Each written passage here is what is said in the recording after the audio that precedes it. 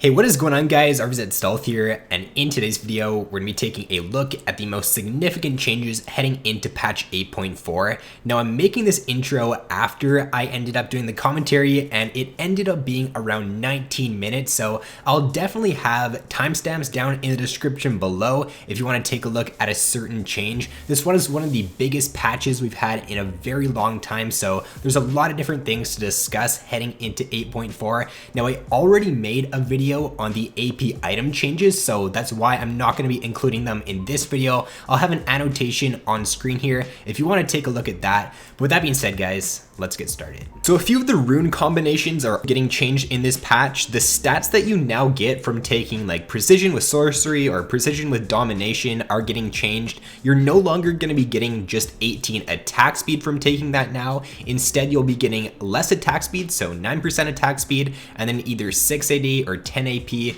depending on which your main damage source is. Now, I think that these changes will be good for certain AD carries, and it won't really affect other AD carries as much. So someone like Xin or Lucian who's taking precision with sorcery or precision with domination, I think these champions will benefit more just because Xin does not benefit from the attack speed, so giving him more AD there will help him out. And as well as Lucian, you're not really benefiting a whole lot, at least in the early game, with attack speed from Lucian, so having the extra AD there to make his laning phase better is going to benefit him. And then if you are taking domination with precision or sorcery with precision secondary, then you're no longer just going to be getting a flat amount of AD or AP. You will be getting a little bit of attack speed in there as well, and a little bit less AD or AP.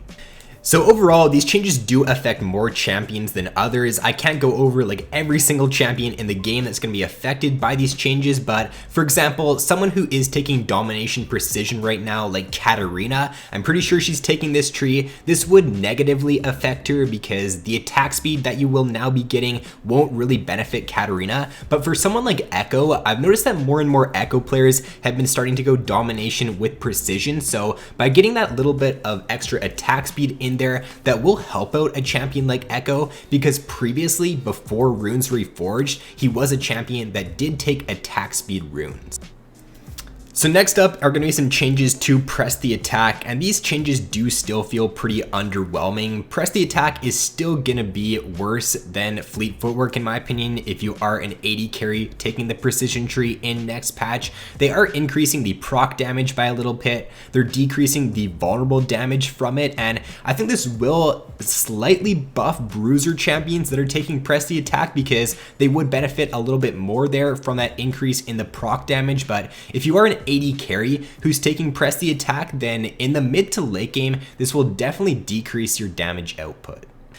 So next up are going to be some pretty big changes to the resolve tree. I'm giving this one a 4 here because I do think this is definitely going to change what runes you do take in the resolve tree here, and it is going to make different champions, I think, stronger, especially in the top lane. So they're adding in this new rune called Bone Plating, and what it does is after you take damage, you're going to take 20 to 50 less damage for the next 3 spells or autos that the enemy deals to you, and this is going to last 5 seconds. It does have a 45-second cooldown there, so it is a pretty long cooldown.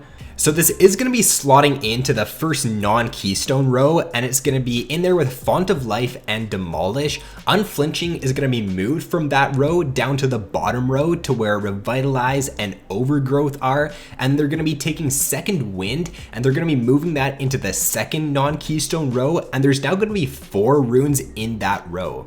So we will have to wait until this goes live to know exactly what the best setup will be now for the resolve tree, but I'm pretty sure most top laners will now take Bone Plating over Font of Life or Demolish. For the second row there, I'm really unsure whether or not you would want to take Second Wind over the armor or the magic resist. If the healing that you do get from Second Wind outweighs the amount of damage that you will be negating from taking the armor or magic resist, then I guess you would take that, but if it doesn't, then you would just want to take the armor or MR. And then for the third row there, it is going to be interesting to see what players do run now, because I think that if you are someone who does have a heal or a shield, you'll definitely be taking the Revitalize now. If you are a champion that does get kited pretty easily, then I think Unflinching would be a pretty good option. Now the inspiration tree is also getting a change. They're adding in a new rune here called Time Warp Tonic, and this is going to be replacing Celestial Body. So this is now going to be in the road there with Approach Velocity and Cosmic Insight. Now I'm giving this one a 3 rating here, and this is getting a down red arrow because this will negatively affect champions that are taking the inspiration tree. The reason this does affect champions is because the inspiration primary, if you are taking that, is no longer going to give you the plus 20 potion and elixir. That is now going to be what Time Warp Tonic gives. So Time Warp Tonic is going to give you extra 20% duration there, and it's also going to give you 5% movement speed while your potions, your biscuits, or your elixirs are ticking. So this is, in my opinion, a nerf to most champions that are taking this, mainly because you're no longer going to be able to go Cosmic Insight and also get the bonus there on your potions and elixirs. This will be more of a nerf to someone like Gangplank, in my opinion, because even though Cosmic Insight only does give you like the plus 5% CDR there, 5% CDR on something like Gangplank's ultimate is actually really beneficial. So I do think he will be negatively impacted by these changes. If you are a champion though who does benefit a lot from extra movement speed, then I could see these changes being beneficial for them, but overall I do think these changes are a pretty significant nerf to most champions that would go inspiration. So next up here are going to be some changes to Stopwatch, and I think these are very big changes. The transform time has been increased from 6 minutes all the way up to 10 minutes. Now this is going to be a very big buff to assassin champions like Zed and Fizz, because it just means now that when you do hit level 6 as Fizz or Zed, you will have a window now to look to go in and look to assassinate your target, and the enemy won't have their Stopwatch now at level 6. This is also definitely going to affect pro play, because I feel like less people will now be going Stopwatch in pro play, and that means the ability to dive in the early game now and to look to make aggressive plays is going to be a lot easier. So overall I do like these changes, but I feel like 10 minutes is a little bit too long there. I feel like 7 or 8 minutes would definitely have been a little bit better. So now if we finally move on to taking a look at some of the direct changes heading into next patch to champions, the first one is going to be to Xin Zhao. I'm giving this one a rating out of 2 here because I do think this will affect him a little bit. It will bring him down in power, but I still think he will be a pretty strong jungler in 8.4. His passive's damage is getting decreased, and then the W duration extend of other abilities is also getting lowered by a little bit. So overall, I think this will bring him down maybe 1 tier at most, but I really don't think this is going to affect him too much in 8.4. So after probably around a year, maybe even 2 years, it looks like Volibear is finally going to be getting some changes that might bring him back into the meta, at least for lower elo. I'm giving this one a rating out of 4 here because I do actually think these changes are very significant to Volibear. So his Q's movement speed is getting increased there by a decent amount. The Q max to min move speed is now going to decay over 1 second instead of immediately. The W cooldown there is getting reduced by 50% if he bites a minion. His E is now going to knock back enemies slightly, and the big thing here is that his E is now going to deal an additional amount of damage to enemies airborne or dashing, so this will synergize there with Volibear's Q, and it will add quite a bit more damage when he is dueling his opponent. So overall, these are some really nice buffs to Volibear. Even though each of the buffs aren't super big, the combination of all of them, like all the buffs combined here, I think will make him a pretty solid pick in next patch. Now, it's not going to make him like a top tier jungle pick that is going to be pick or ban, at least it doesn't look like it, but I think it will finally bring this champion back into viability, at least for in the lower elos. So probably the biggest change to champions in this next patch is going to be to Zoe. I'm giving this one a rating of 5 here, and this is kind of going to gut Zoe for 8.4. I'll have a tweet up on screen here of why they're nerfing her so much. Basically, it's just because they would rather risk over nerfing her to fix her after this point.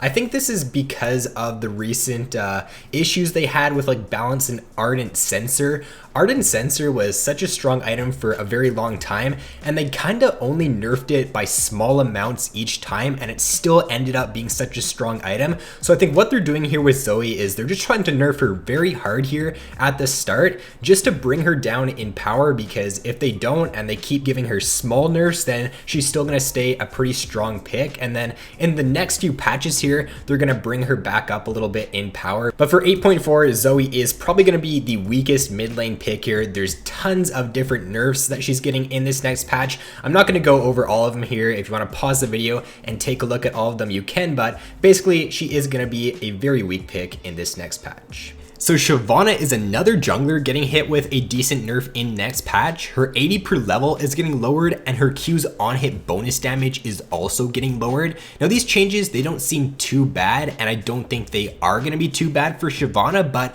with a lot of these junglers in this patch getting hit with some nerfs like Xin Zhao and Shyvana here, I think this will really open things up a lot in next patch for especially a jungler like Warwick. Warwick right now in 8.3 is sitting at one of the highest win rates and also one of the highest pick rates for any jungler. So because he's not even getting nerfed in this patch, and because a lot of other junglers are getting nerfed, I think like Warwick, even like Skarner, are going to get much stronger in 8.4. So Rengar is pretty much getting a mini rework heading into 8.4. I'm not going to go over every single one of the changes he's getting because he's getting a ton of changes in next patch. Basically, a TLDR of the Rengar changes is that his Q is now going to be reverted. His R's indicator is now going to be decreased. So this means that the enemy is going to have less time to react to Rengar, which I think is a really nice buff there. The range at which Rengar can track enemies has also been increased in the early game, so that's a nice buff as well to Rengar. And a really interesting one here is that enemies that are revealed by Rengar are going to be stayed revealed even if another enemy does end up coming closer to Rengar. This is going to be really good because it's going to be harder for the enemies to predict where Rengar is coming from, and they're not going to know like where he is a lot of the time. His ultimate's movement speed is getting increased in later ranks, and his R's bonus damage on the first auto attack is no longer going to crit. Instead, it's going to deal 30% of his total AD, and then he's also going to get bonus armor shred for 4 seconds. So overall, I don't really know how strong or weak Rengar is going to be after these changes, but I do think this will influence him quite a bit. Overall, I do think these will be pretty significant buffs to Rengar. I'm just not too sure how strong of a pick he will be in 8.4.